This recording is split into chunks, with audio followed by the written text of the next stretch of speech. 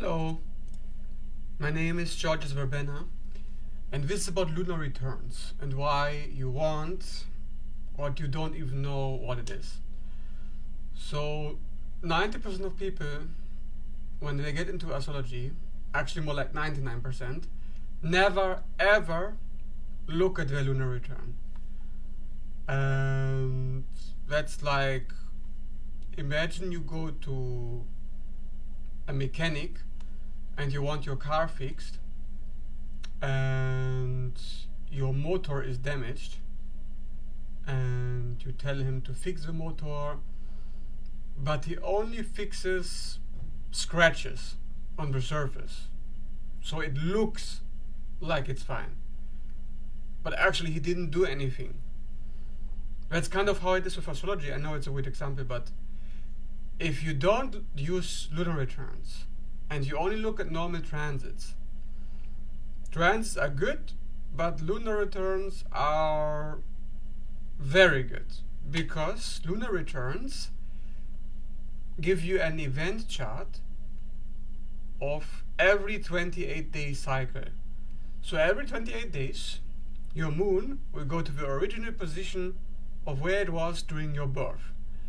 So if you have a moon in Aries, every 28 days the moon will be in Aries, and you get a lunar return chart for that time. So you're going to go on astro.com, you create a lunar return chart in the extended chart selection, and you'll see a chart of a whole month.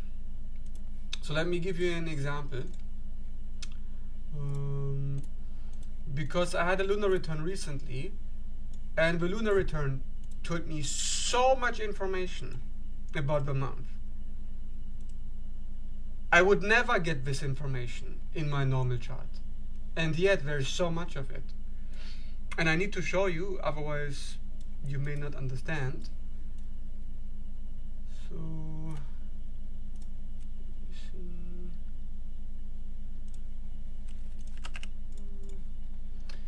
basically a lunar return is something, it's like you go into a cycle, every month is a cycle, and every cycle has a theme, every cycle has a focus, like something specific is always going to happen each cycle. Now what is that specific thing? That chart tells you pretty much. So here it is. So this is the lunar return chart of mine, of this month. This is the 30th of May until the 25th or something, the 26th of May, because every 28 days. So you see here, there we go here. You have the moon, which of course is the most important thing in a lunar return, which is the first thing you want to look at. Now the moon is in Libra because my natal moon is in Libra. So your moon in the lunar return will always be in the same sign. Ignore the sign. Focus on the house. So the moon is in the 7th house because the house always changes. So the 7th house is the house of relationships ruled by Libra, and that is where the lunar return will focus on this month. Now, why would the moon be in the 7th house? Because the moon shows your main attachment. It shows your stability. How do you get stability? Well, you get stability through relationships in this month. And I say you, I mean me. Because what happened this month, I've had dozens of interviews with loads of people, and the most important thing for me was first impressions. Okay, 7th house is first impressions because it's how you appear. It's very superficial, Libra. It's all focused on the looks, and that's what I focused on because the encounters were so short. There was nothing else to do. Like, come on, it's like a 1-hour encounter, and then they pay you for 1 hour, but they'll only pay you if the first impression is good. So that's why the moon is in the 7th. So the moon house will show you what you need for that month the most. Okay? Easy. Now if you look at the sun, because you always look at the big three first, right? Even the lunar return. The sun is a luminary as well, like the moon, so it has second priority or third priority. The sun here is in the second house. Again, the sign really not that important. Okay? I know people usually focus on the signs, but if you've been watching my videos, you probably noticed that I don't talk very much about the signs. The reason is that the houses are so much more important, it's actually ridiculous to even focus on the signs. It's like compared, the sign means nothing compared to the house, really. Because the house tells you the focus. The sign shows you the energy, but who cares about the energy? You want to know what it is really about. You want specifics, right? You want to know if you buy a house, where do you buy the house? How much does the house cost? How many people will live in the house? The sign shows you only, is the house masculine or feminine? Is it expressive? Is it nice? Does it look good? But doesn't tell you anything about the cost or the details. So house is details.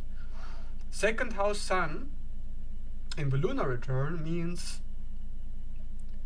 this is where I shine. This is where I will develop to be an authority. So I have very strong values in this month because I may be dealing with money matters a lot, and I have to be very good with money in order to get more money. And that's where basically where the sun succeeds. So the sun shows you success and the moon shows you need. Okay? Now if you look at Saturn on the ascendant, you see the ascendant is the next thing to talk about, because of course it's the big three, and if it is especially to talk about if you have any planet, any aspect on the ascendant. And the ascendant basically shows you your way of being for that month. Like, how do you feel? What do you want to do? How do you want to express yourself? Pisces means you want to shapeshift. You want to transform. You want to change who you are. You want to go deeper into the mud, into the water, and you want to explore different archetypes because you need to change a lot. And that is why it's mutable. But Saturn is on the ascendant. So if you have a planet there, like Saturn, completely changes the energy. And this is especially why I made this lunar return video now, because Saturn is the most important planet that I have for this month. Because anything on the ascendant for your lunar return is the most important aspect for that entire month. Because look at it this way, the ascendant is called the rising sign. It's called the rising sign because anything on the ascendant is rising, literally. It means it shines like the sun. It's like a sunrise, right? Like it comes up. So it means it comes into view, like you can see it. You can see the sun rising. It's so obvious because it illuminates everything in its path. So it's impossible not to see it because literally its light goes everywhere. So that's basically what happens with a planet on the ascendant. It appears everywhere in your daily life in this month. So Saturn for me means making boundaries with reality, making stability, protecting myself. It's a shield, it's a fortress with closed doors. That means I have to say no a lot, and I have to commit a lot. I have to do tasks and perform goals, because Saturn is the taskmaster. The taskmaster on the rising means you. You are the taskmaster for that month. So the ascendant is who you are for that month, okay? You are that planet. Why? Because it's the most dominant archetype in your personality. Because it's so dominant, it rises. That means everybody can see it. It's impossible to miss, okay? So the ascendant also by the sign. Here, the ascendant is probably the only spot in the whole chart where the sign actually matters. Because the ascendant is based on the minute. So every hour, the sign will change, right? So of course it is important due to that. It's as important as a house, and the ascendant doesn't have a house, so the sign is what matters. So that comes out for your personality, and it tells you what kind of activities are you going to do. So if you have Pisces rising with a lunar return, that means you're going to be very artistic. But you know, if you want to read your lunar return chart, of course you have to know astrology, unless you hire an astrologer who can tell you what it means. But technically, if you don't want to learn, if you are rich or something, you could hire an astrologer to do every 28 days a chart for you. But let's say you are not rich and you don't know astrology either. How do you use the lunar return chart then? Well, let's say you have a very important decision to make. Let's say you have to leave your home. You have to move, or you have to change your job, you have to quit, or somebody's dying and you don't know how to deal with a death or something, or you're buying a car, or something is on countdown, an important event is coming up, and the event is very important, like life-changing event. The lunar return can give you all the information that you need about that event, because it gives you information about the month revolving around the event, coming through the event. I mean, if something is happening in your life that's super important and the chart is about the month and it's about the most important thing in the month, then obviously the lunar return will show you the information about that important thing, okay? So if something important happens, don't just look at the trends, look at the lunar return. And then you can hire somebody if you don't know how to read it. Because it's important enough, right? I mean, maybe thousands of euros are on the line, I don't know. But the point of this whole lunar return chart is, now you finally have a way to read the most important themes every single month. Now look at it this way. If you do this for 6 months, if you do it for 12 months, and you check your lunar return every month, you're gonna learn very quickly what means what. Like if the moon is somewhere and it's in a house, you will know how to feel it, okay? Because the return, the astrology, it's all about feeling. You need to feel the planet. If you can't feel it, then what the hell is the fucking point? So you observe lunar returns for a while, okay? Do it as a homework. 6 months. Check every month. Ask yourself, can I feel this moon? And if I can't, wait until the end of the month and then look back on the lunar return again and ask yourself, now that the month is over, did I feel the moon in this house ever at that month? And then you learn how to identify it. Okay, this is how you learn astrology. You observe a planet in a house, you ask yourself, how does it feel? And then next time, when you see that same moon in the same house again, same placement, you'll know exactly how it feels. And because you know how it feels, you know what to do. Okay? So you learn what happens, what you do, which changes what happens, and you have a midhaven in the lunar return. So here, the midhaven, you can't see it very well, but basically up here in the top, it's in Sagittarius. So that means for this month, I've been very aggressive about pursuing my career, about expanding my public relations to have some kind of additional income, because I've been exploring jobs on the side, which is why I've been doing less astrology. But that is how it works with Sagittarius, because Sagittarius also means distractions. It means you're going to spend a lot of time doing something that gets you away from what you're normally doing. Okay? Because normally, I see in Gemini, I talk about astrology all the time.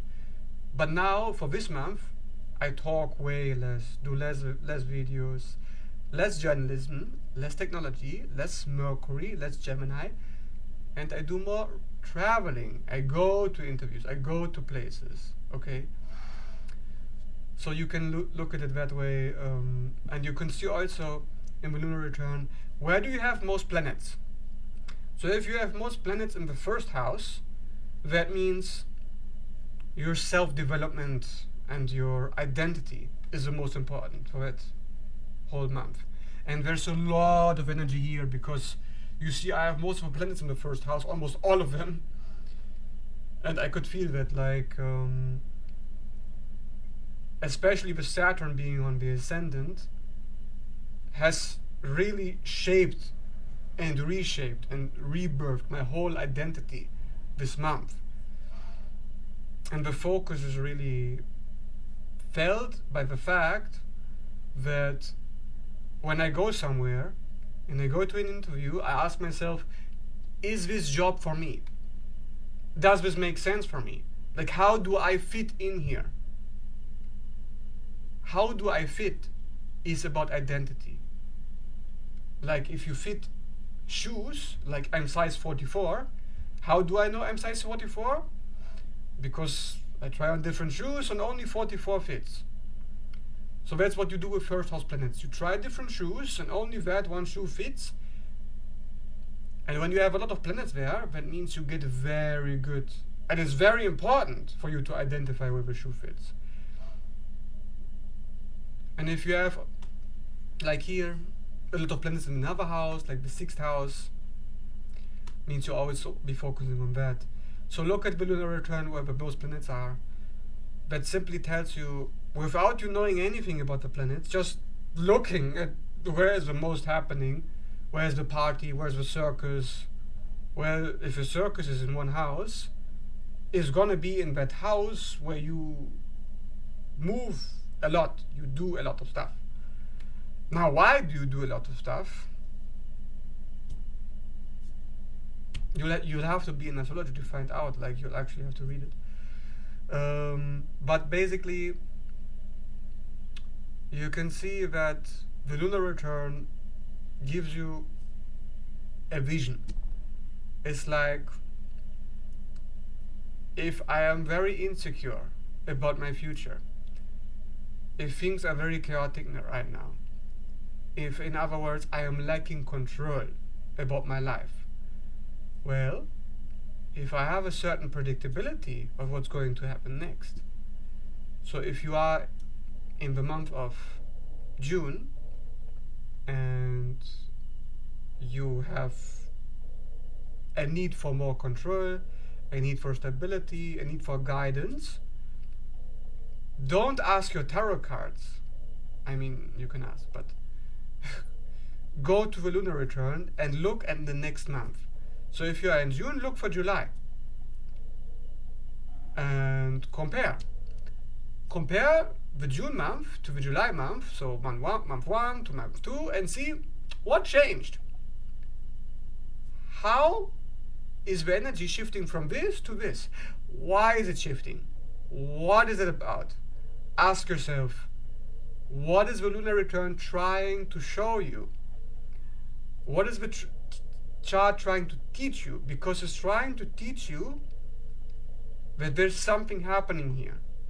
And the more you can connect to that, what is happening, the more you can live in the present moment, the more connected you are to reality.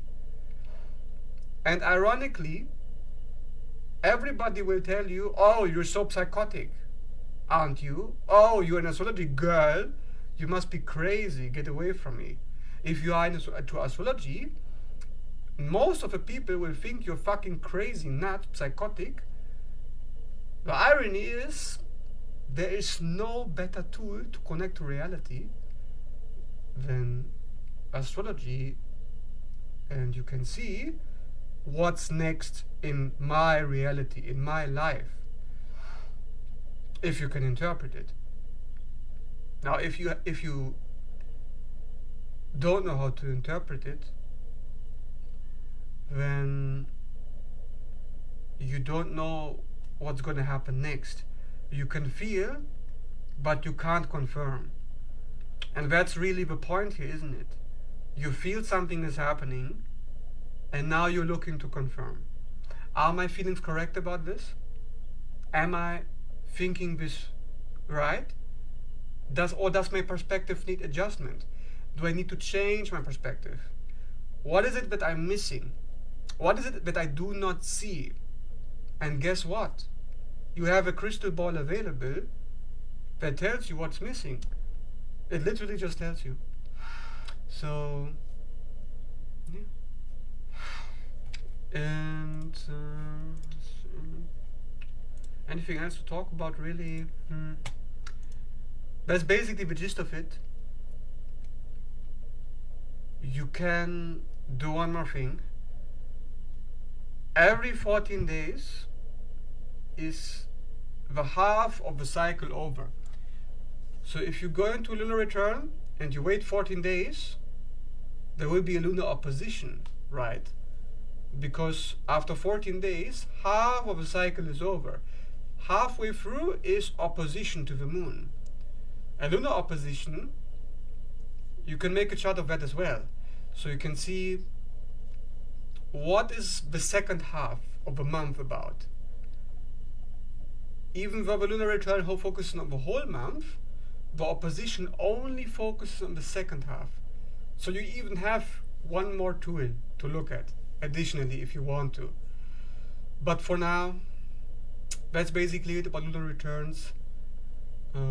If you're interested in booking a consultation, if you want to get a prediction, if you also want to get a solar return, because I do also solar returns, you can book me, you can get to me through Facebook. Now, if you like this video, leave a like and subscribe. And thanks for watching.